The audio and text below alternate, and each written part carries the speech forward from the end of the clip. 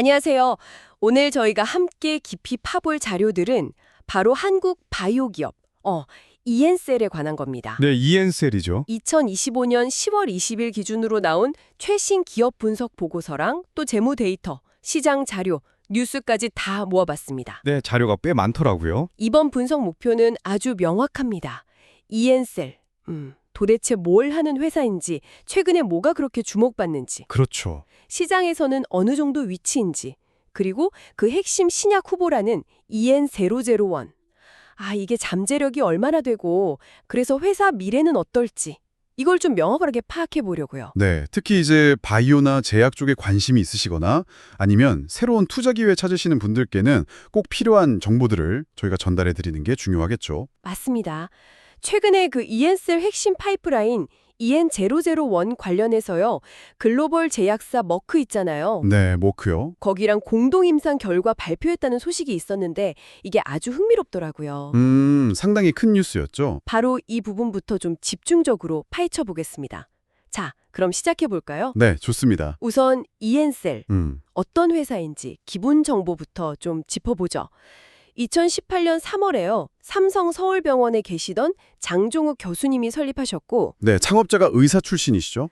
본사는 서울 송파구에 있고요. 음, 2024년 8월 23일이었죠? 코스닥에 상장했으니까 뭐랄까 비교적 새로운 얼굴입니다. 네, 상장한 지 얼마 안 된 기업이죠.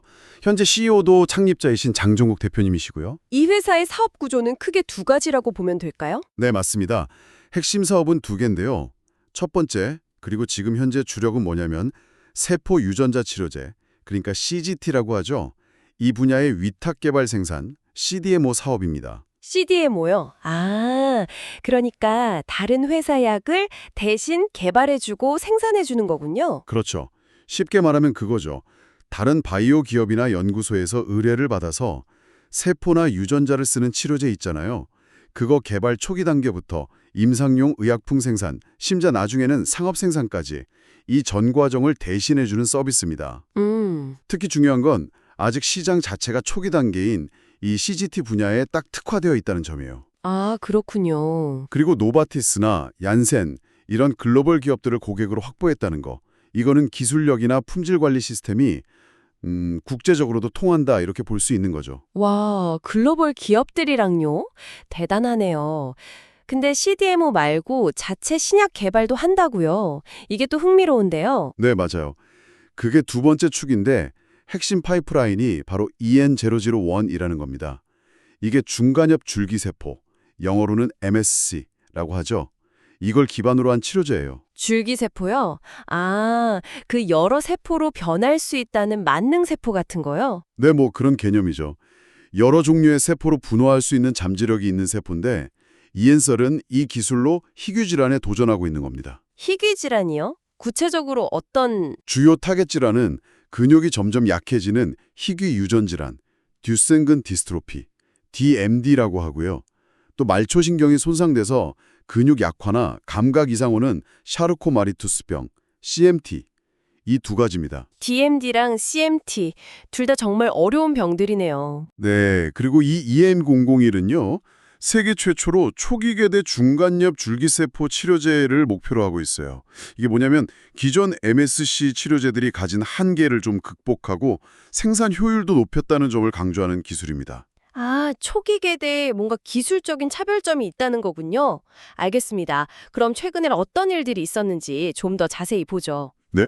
2025년 10월에 아주 결정적인 소식이 있었죠. 그 핵심 파이프라인 EN001. 이게 듀센근 디스트로피, DMD 치료 관련해서 임상 1상 시험 결과가 긍정적으로 나왔다는 발표. 네, 이게 정말 중요했습니다. 특히나 이 결과를 아까 잠깐 언급했지만 독일의 글로벌 생명과학 기업 머크와 공동으로 발표했다는 거. 이게 눈에 확 띄더라고요. 맞아요. 여기서 이 공동 발표라는 것의 의미를 좀 더 깊이 생각해 볼 필요가 있어요. 어떤 의미죠? 단순히 뭐 결과가 좋네 이걸 넘어서요. 머크 같은 아주 큰 글로벌 기업이 이엔슬의 기술, 특히 그 초기 계대 MSC 플랫폼이라는 것 자체의 차별성이나 데이터에 대해서 상당한 신뢰를 보이고 있다. 이런 강력한 증거거든요. 아, 단순한 홍보 효과 이상이군요. 그렇죠. 이건 그냥 외부 검증 효과 이상인 거죠. 앞으로 뭐 기술 이전이라던가 다른 파트너십 논의할 때 이엔셀의 협상력을 확 높일 수 있는 아주 중요한 자산이 될 수 있습니다. 그렇겠네요. 같은 시기에 EN001을 다른 병, 그러니까 샬코마리투스병, CMT, 치료 용도로 쓰는 특허를 한국이랑 호주에서 등록했다는 소식도 있었죠? 네, 그것도 나왔습니다. 이게 또 의미가 있는 게 EN001이라는 후보 물질 하나로 여러 질환에 도전할 수 있다? 이런 가능성을 보여주는 거잖아요. 그러니까 잠재적인 시장 가치를 더 높이는 요인이 되는 거죠. 하나의 약으로 여러 병을 고칠 수 있다면 정말 대단한 건데요. 이런 좋은 소식들이 나오니까 시장 반응도 즉각적이었죠. 네, 바로 나타났죠. 2025년 10월 20일에 이엔셀 주가가 이런 소식들 덕분에 전날보다 한 6% 정도 오르면서 마감했고요. 꽤 눈에 띄는 상승세였어요. 네, 9월 저점 찍고 나서부터 보면 확실히 반등하는 모습이었고 특히 그날은 거래량도 확 늘었잖아요. 맞아요. 거래량도 터졌죠. 그러면서 이제 단기 하락 추세를 좀 벗어나서 상승 흐름으로 가려는 거 아니냐 이런 기대감을 키웠죠. 당신께서도 아마 보셨을 텐데요. 이 바이오 기업들 가치가 R&D 관련 소식, 특히 뭐 임상 결과라든가 특허 같은 이런 중요한 이벤트에 얼마나 민감하게 움직이는지. 정말 민감하죠. 이엔셀 주가 상승이 딱 그런 걸 보여주는 전형적인 사례 같아요. 긍정적인 R&D 모멘텀이 어떻게 시장 기대를 만들고 투자 심리를 움직이는지. 네, 맞습니다. 머크와의 공동 발표랑 CMT 특허 등록 이 두 개가 아주 강력한 촉매제가 된 거죠. 그럼 이엔셀은 구체적으로 어떻게 돈을 벌고 있는 건가요? 아까 말씀하신 대로 CDMO 사업이랑 자체 신약 개발 이 두 가지 축인 거죠. 네, 그 두 가지입니다. 네, 현재로서는 CDMO 사업이 주된 매출원이에요. 국내 세포 유전자 치료제 CDMO 시장에서는 점유율이 한 58% 정도로 1위라고 알려져 있습니다. 와, 국내 1위요. 꽤 높네요. 네, 특히 이 분야는 그 특성상 다양한 종류의 치료제를 조금씩 소량으로 생산해야 하는 경우가 많거든요. 아, 이엔셀은 바로 이 다품목 소량 생산에 특화된 역량을 가지고 있다. 이걸 강점으로 내세우고 있습니다. 그게 중요한 경쟁 우위 요소겠군요. 맞춤형 생산 같은 느낌이네요.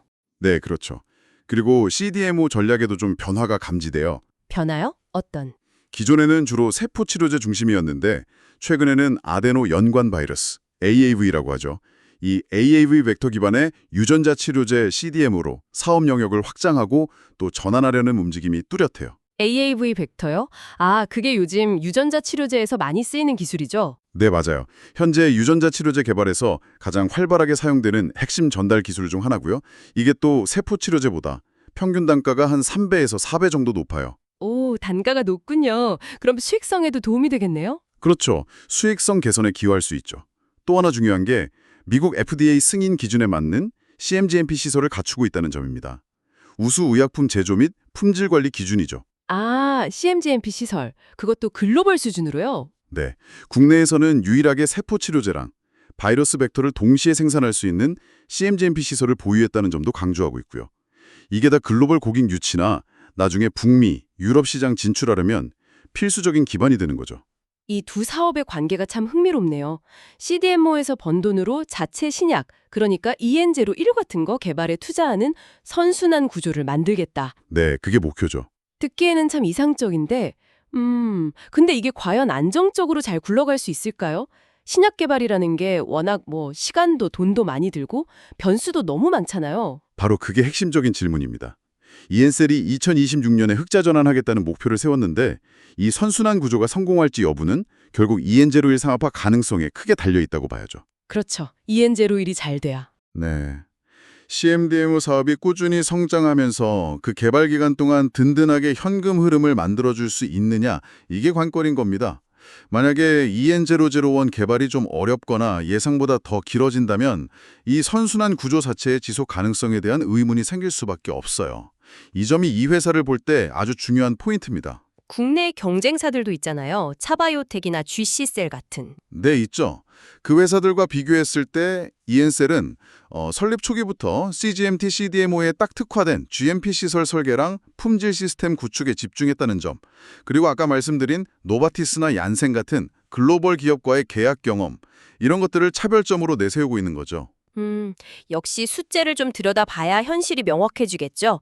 재무 상태는 좀 어떤가요? 네, 재무를 보면요. 최근 실적 보니까 자료마다 약간씩 숫자는 다르던데 대략 2023년 매출이 한 70억에서 100억 사이, 그리고 영업 손실은 120억에서 150억 수준 이렇게 기록되더라고요. 네, 맞습니다. 분명한 건 아직 적자 상태라는 거죠. CMD모에서 매출은 나오지만 역시 신약 개발을 위한 R&D 비용 투자가 크기 때문입니다. 개발 단계 바이오 기업들한테는 흔한 일이긴 하죠. R&D 비용 때문에 적자인 건. 그렇죠. 뭐 예상 가능한 부분이긴 한데요.